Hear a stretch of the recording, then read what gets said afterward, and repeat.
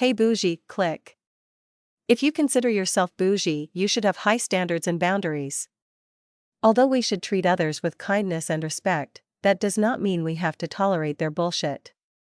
Life is too short to collect offenses. We need to speak out and let others know that we aren't having it. Do no harm, take no shit. What does this mean? This means that it's okay to stand up for yourself or the people you love. It means that it's okay to have boundaries and standards in your life. It's okay to say no, and it's absolutely okay to be honest. In doing so, we can be kind, compassionate, and graceful, but we do not need to be a doormat. It is common knowledge you should treat others with kindness and respect, just as you would like to be treated. However, if someone is treating you disrespectfully, don't stoop to their level, but don't tolerate their bullshit either. Because to take bad behavior is to accept it, and accepting that which should certainly be rejected indirectly reinforces it as being okay in the perpetrator's mind. Instead of collecting offenses, we need to speak out immediately and let others know that their actions are unacceptable. Rather than responding with discourtesy, we can calmly state our boundaries. Instead of responding in anger, abusive language, or passive-aggressive, we can simply say what we will and will not allow. When we notice behavior that violates our boundaries, we can strategize how to handle it. We can respond in kindness or choose to remove that relationship from our lives or limit contact with that person. We can say no. We don't have to explain our no. We simply have to stick to it. Ahimsa is having a non-violent approach to life. Ahimsa is one of the 5 yamas, guidelines yogis, and other spiritual seekers live.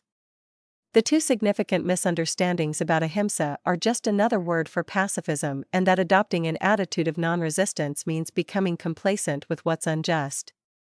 Ahimsa is a holistic approach to peace that starts with a relationship to self. It is acting from power and groundedness rather than reactiveness and out-of-control emotion.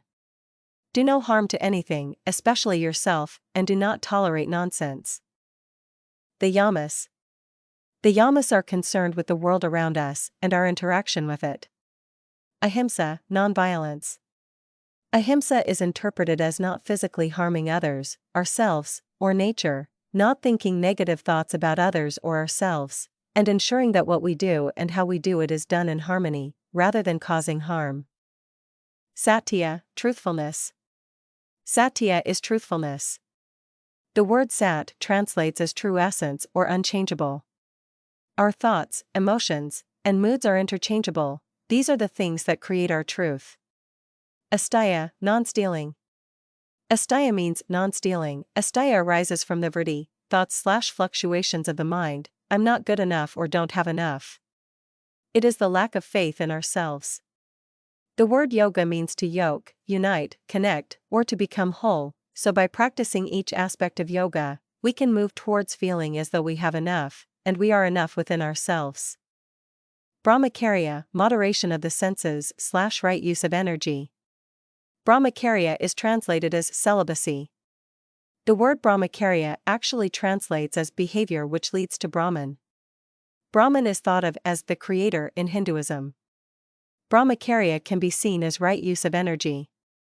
It is directing our energy away from external desires instead of finding peace and happiness within ourselves. Aparigraha, non-greed. Aparigraha, non-greed, non-possessiveness, and non-attachment. This yama teaches us to take what we need, keep what serves us, and let go when the time is right. Niyamas are observances, which apply specifically to how you conduct yourself on a more personal level. Saucha, cleanliness. Cleanliness can be practiced on many different levels. A clean environment and living space. A clean body, clean diet, good hygiene, well-kept appearance. A pure mind. Consider the amount and the quality of the information you are inputting daily. Clean company. Surround yourself with people who uplift and inspire you, and set boundaries if you have toxic people in your life. Santosha, contentment. Santosha means being present, accepting, and appreciating the reality of what is.